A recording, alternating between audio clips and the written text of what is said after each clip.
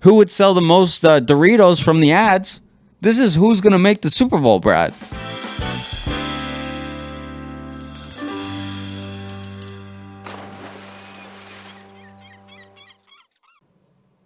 Welcome to 11th Island, everybody. I'm Brad. That's Chris over there. We are here to preview and predict the 2021-2022 NFL season. We're stoked to get started. And before I kick it to Chris to see what we're starting with, if you're watching on YouTube, just a reminder, you can check out these full audio onlys on wherever you find your podcast, be it iTunes, Spotify, wherever.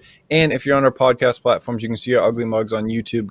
Either way, search 11th Island. But Chris, what are we starting with? We are starting with your division, the Afce East. Brad, what is going on there? Well, here's what's going to happen is the New England Patriots are going to win the division this year. And I know people are going to say the Bills. Mac Jones is coming in, the Patriots are winning the division. That's all I have to say about that. Yeah, I'm going with the Bills. All right, next we got the AFC or West. We already did the East. My notes are a little bit funny there. Yeah, we're flubbing it already. But I think the West is easy. The Kansas City Chiefs are going to win this. I mean, you cannot bet against the Kansas City Chiefs here. Yeah, I agree. I mean, that's going to be a chalk one on everybody's bet slips this year. Next, we're going to the AFC North. Brad, a lot of intrigue there. I thought about this one a lot. I'm taking the Baltimore Ravens here. I think Lamar Jackson is going to have a really bounce-back year. I think the Steelers are going to have kind of a down year. I mean, they kind of were shown to be kind of frauds last year after the big winning streak started. I'm taking the Ravens. Yeah, and I think there's an interesting storyline here. I'm going to take the Cleveland Browns, and I think Baker Mayfield has learned a lot, and he's really trending up. And I think in a season, I'll get to that in a second, but I think he's really able to elevate everybody around him, and I think what's really exciting about this division is you got two young stars heading teams that have kind of been down and out for a little bit, obviously because they're getting these great draft picks. Now they're coming to fruition at the same time as a Ben Roethlisberger, whatever burger that we can't swear on this. That idiot, that loser, that creep, right? That guy, he's on the decline. So he's fading. Big Ben is showing his age, and there's a couple of young guys. I think it's going to be a real battle. I'm going to take the Browns, but I mean, you could slot out a wild card to either one of them. Yeah, I was going to say, you could really convince me on the Browns here. Like the Ravens, it was between the Ravens and the Browns. Yeah, and you could convince me on the Ravens too. I mean, this is going to be one of the funnest divisions to watch. Now, moving on, we're going south in the AFC. This one's kind of interesting too, Brad. What do you think? See, I think I'm taking the only team that I feel that's competent in this division in the Tennessee Titans. I think Tannehill is going to have another good year. Shockingly last year, it's not going to be shocking this year. I think the Titans win the division. Vrabel, I think, is one of the best up-and-coming coaches in the league, and I think the Titans walk away with it here. And you got Derrick Henry as a great option there in the run game, backed by a good defense. I agree. I agree 100% there. Now we're switching.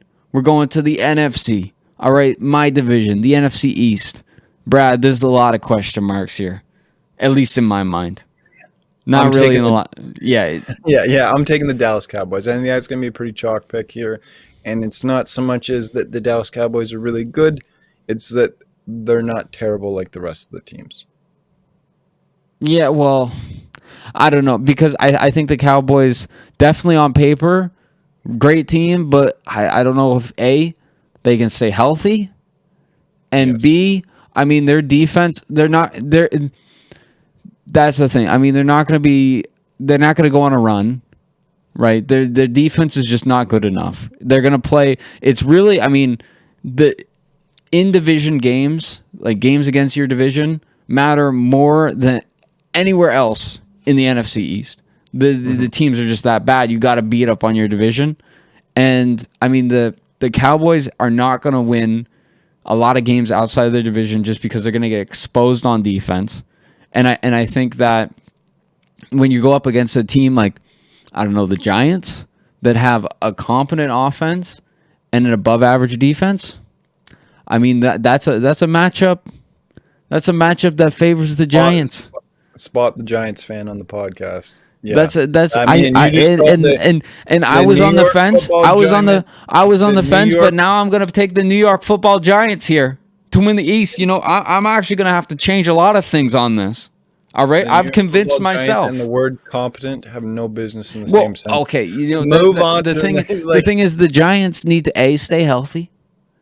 I mean, if Kenny Galladay can get healthy, if Saquon can stay healthy, think about that. Sterling Shepard as the little kind of old reliable for Danny Dimes. If Danny Dimes, I mean, he drops the football like 5 less times, and the Giants have a very good record last season.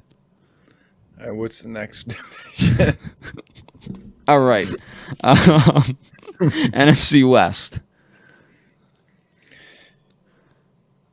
I'm gonna take a little off the board pick. I was struggling with this one. I'm taking that, and I'm looking here. I wrote these a while ago. I wrote down, and I'm like, well, I picked them, but Arizona Cardinals. I'm taking them. I think they shock people. I think Kyler Murray has a big year this year on defense. J.J. Watt, I think he's going to show people he's not past his prime. I mean, Kyler Murray's got weapons around him now, especially with like DeAndre Hopkins. I think they have a really good year.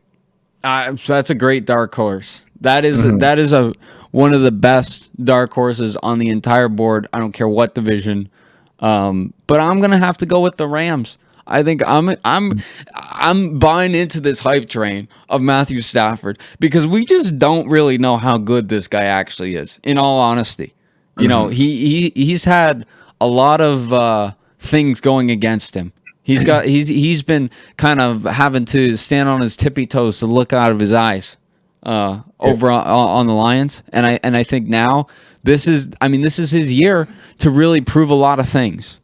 And I think there's a few quarterbacks here that have kind of been, and I would even put Rodgers. I'm jumping ahead, but I would put Rodgers in that category of just guys that have always been really great, but just haven't done the. Don't compare Matt Stafford to Aaron Rodgers. don't do that. Yeah, that was reaching, but we're going. I'm going all in. You were just a terrible take. It wasn't a reach. It was just not the right take. I mean, yes, but Rodgers. Is not okay. Whatever. All right, Matthew Stafford's going to be really good. Okay, that's the point I was trying to make.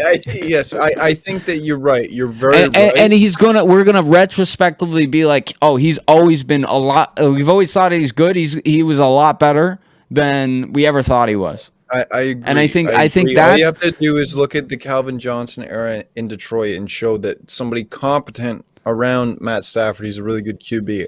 My only point is that you can't point him at Aaron Rodgers and say that that's comparable. Yeah, I think there's a trend. I mean, Aaron Rodgers hasn't done a whole lot in terms of rings. He's won one. Yeah, well, I mean that's one.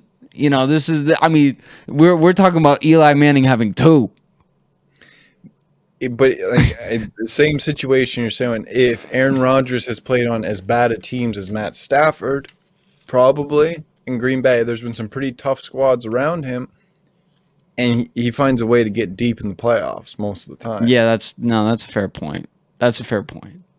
But anyways, Matthew Stafford's going to be really good. Sound off in the comments below. All right, NFC North. Speaking of Aaron Rodgers. The Green Bay Packers are going to win the division. Aaron Rodgers is QB. I don't care how mad he is at the Green Bay Packers. He's just going to tear it up on the field and then go leave for Jeopardy or whatever damn game show. But yeah, I mean, I'm not betting against Aaron Rodgers, no matter how bad Chris thinks he is. Yeah, well, I'm going to go with the Vikings because drama. That's my only. It's just. I mean, yeah. I'm counting on some drama. Kirk Cousins over Aaron Rodgers. Okay.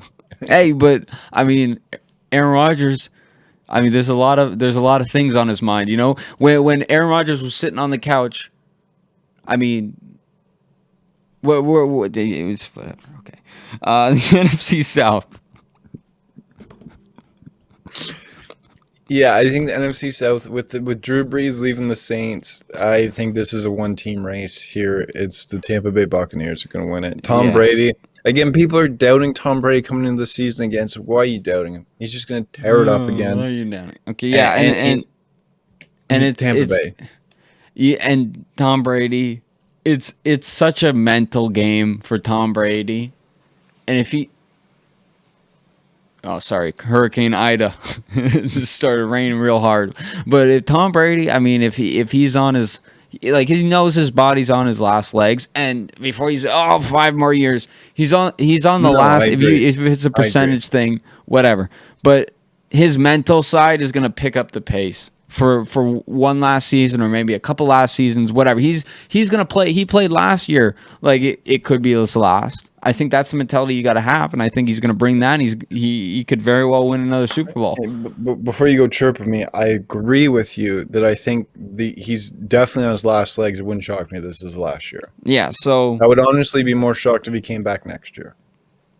yeah, and I think that just makes him better because Mm-hmm. Tom Brady's going to go out on top. We all know it. Mm-hmm. But Well, okay, we'll so see with our Super Bowl picks. yes, so now we got some wild cards. Who's going to sneak in there?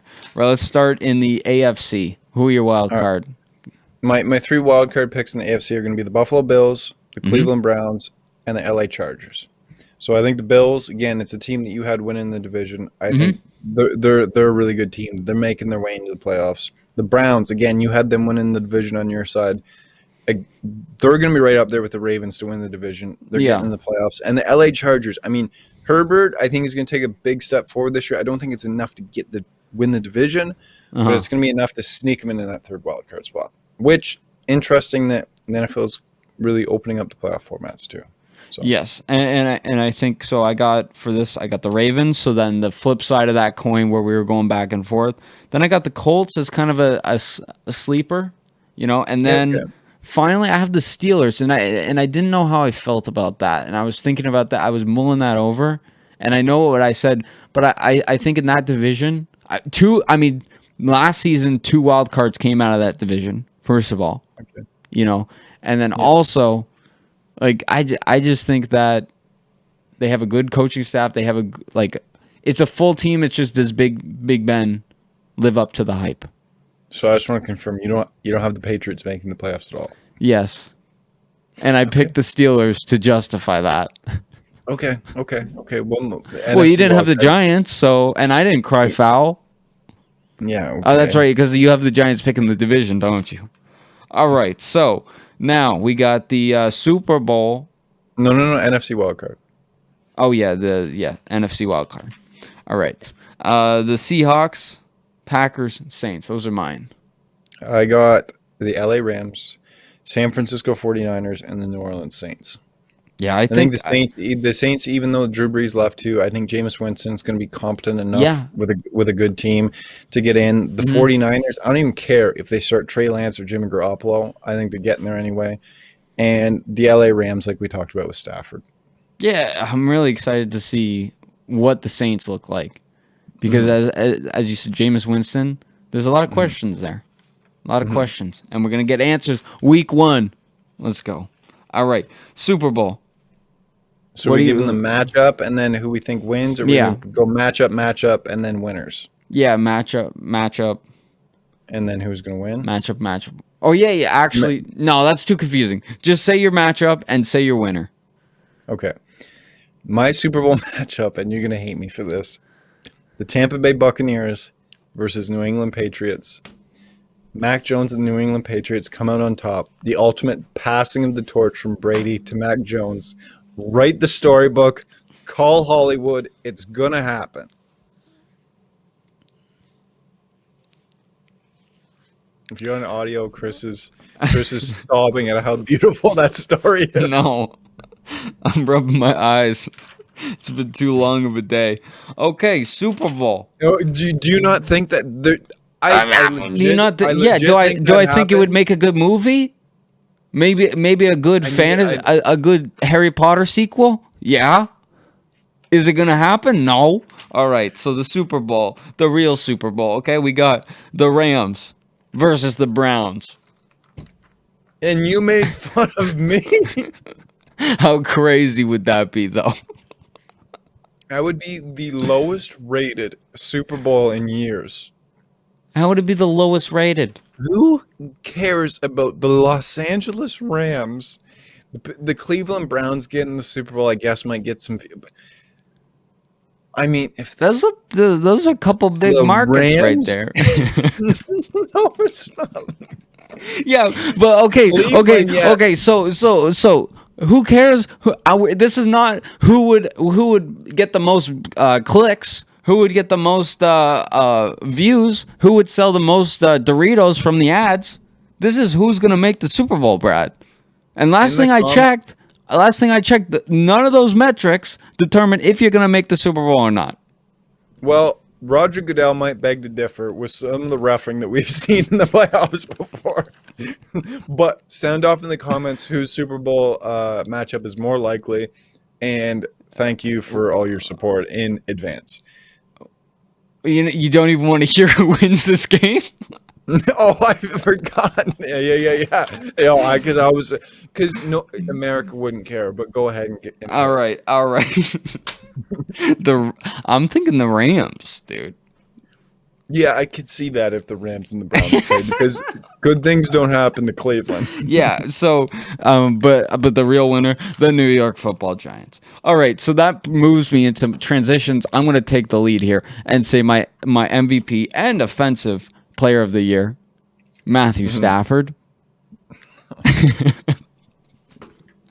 You told me you were putting a lot of eggs in baskets. I wanted to pick that, but okay. So I'm going super chalk here. You already know it before I even saying it. My MVP and offensive player of the year, Patrick Mahomes. You got to take him until he proves you wrong. If he's healthy, he should win it. Now, defensive player of the year.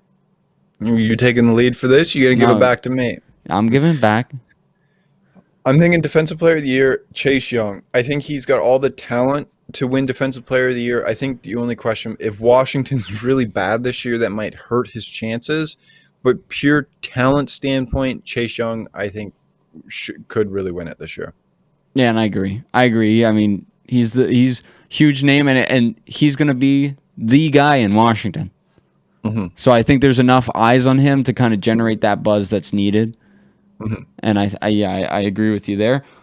What about rookies? Offensive rookie. Oh, wait, you took Chase Young too? Yeah, I took Chase Young too. Okay, nice. Yeah. Offensive rookie of the year? You already know. Mac Jones. That I'm jumping on the Mac Jones train, and it is leaving this. I mean, Mac Jones is gonna have a great year. I think he wins offensive rookie. And in defense of this, it's probably going to a QB.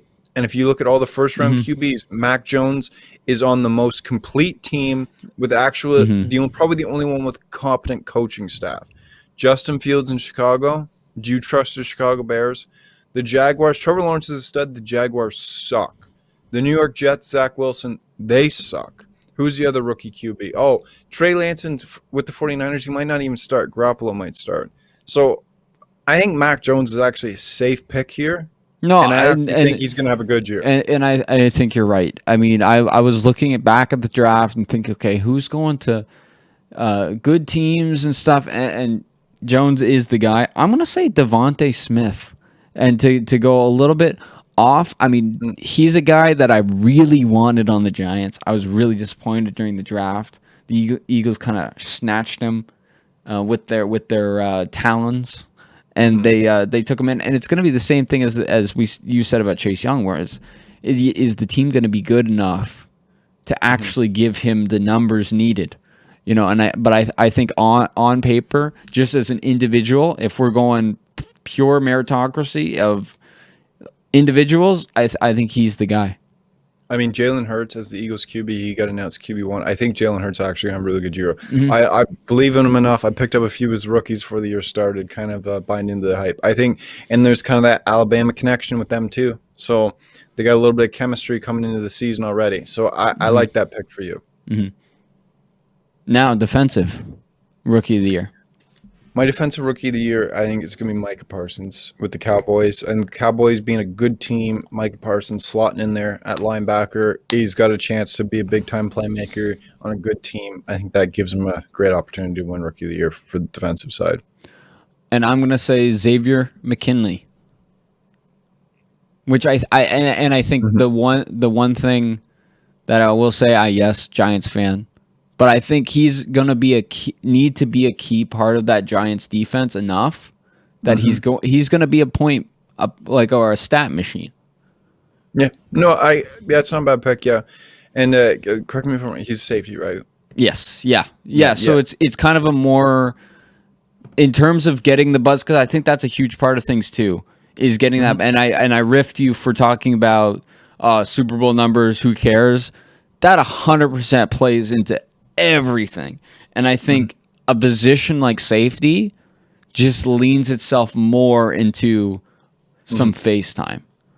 Yeah, no, I agree. And New York, I mean, that division's like no matter how good or bad New York does, they're going to be in the playoff race just for the division late into the year, which brings again more eyes. Yes. Now, finally, comeback player of the year, or secondly, player. I was jumping ahead. I was getting excited. Okay, comeback player. I think we're doing the same one here. It's Saquon Barkley. And I agree too. Yeah, I think that's a chalk pick here. Again, coming off of the, more, but it was towards ACL and MCL, or just the ACL. Both. No, it was the ACL, and then. Yeah, it was both because he came back like last week. He was back, so because he ran into problems during his comeback. Okay, so if he's fully able to come back, I think he wins comeback player of the year. Absolute stud. He's going to put up numbers when he comes back. I think we're on the same page with that. Yeah, and I mean again, like Xavier McKinley, Saquon's so critical to the whole thing. It's make or break, and the last 2 seasons. Losing him so early, it's just not good. And he's like he could do 50% of his potential and just be healthy, and I think he's a comeback player of the year. Yeah, he's so good, good. Yeah, and finally, coach of the year, Brad. What are you gonna say? I wonder. Bill Belichick. I mean, Bill Belichick should have 10 of these, and. He's going to win it this year. I mean, when he wins the division with a rookie QB and starts the Patriots dynasty back up, people are going to just hand that trophy over. And they're going to say, wow, we really took you for granted for a long time. We're going to stop doing that. But don't worry, Bill. I never took you for granted once. Yeah, well, mine, Sean Payton. Coach of the year. Yeah. No, honestly, I mean, if he did you have the Saints? You didn't have the Saints win the division though, did you? No, I had them winning a wild card. Okay, I mean, if they win a wild card and I had them winning a wild card too. Yeah. I see them being sneaky in the playoffs. If they win a wild card with Jameis Winston, Sean Payton. Yeah, I mean, after losing a guy like Breeze, if you can put out a winning record. Yes. In a division with the Bucs. Yeah, I like that. And Sean Payton is a really great coach. Yes. One of the best the NFL has really ever seen. Yes. So a visionary. True visionary. Yeah. I mean, well, visionary and some bad things too, but it's all a matter of perspective. Yeah, but he's somebody that probably should have racked up a lot of coach of the years over the years as well. Yeah, and I think this is enough time has passed that I think there's a little people don't tend to think about that as much anymore. It's not a joke. It's not this. It's like it's kind of like the Pete Rose can now go on and do the desk for the World Series.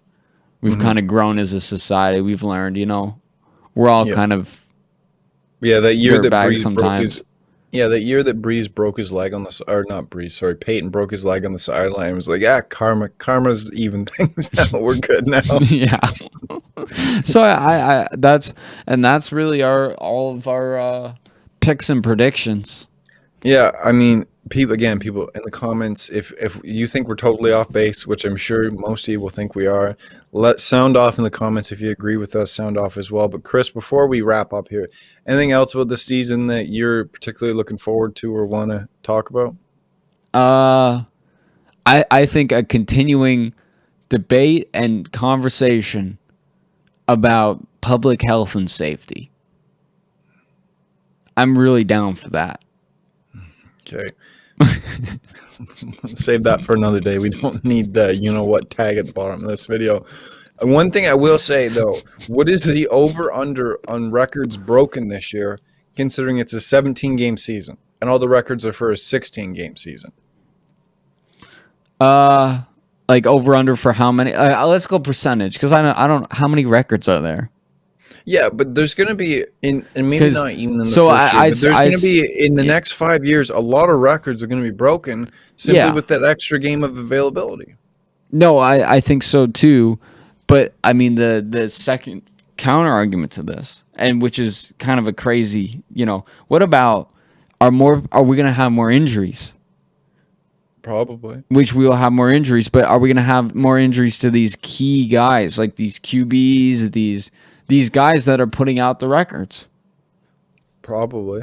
So will it amount to actually less games played for the guys that are breaking the records?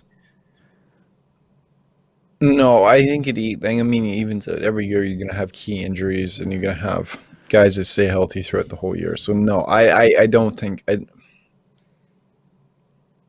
I see your argument. Mm-hmm. I think over time it kind of evens out because you're going to get. Yeah. I mean, you look in a situation like a starting QB, if he makes all the way to the Super Bowl in prior years, he's playing 20 games if he's a wild card as well, right? And that there's no injuries there, so you're assuming that the extra, like, I'm not saying it's not like they're going to be widespread injuries in the league, but I see how it plays in because it's people get hurt in the NFL, and one extra opportunity to get hurt, you never know. Mm-hmm. And I mean, it only takes one hit, and career could be over. It could be 2 years. It could be 1 year. It could be next week. I'll be fine.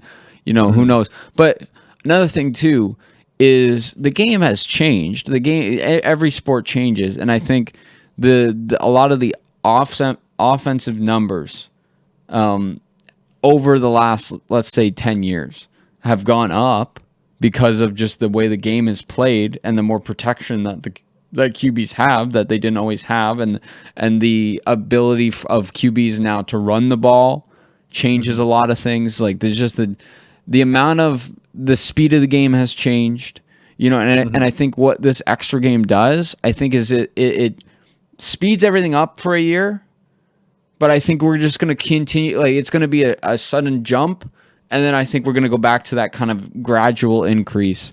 I think we'll. I think that stop will come after because 18 game season's coming.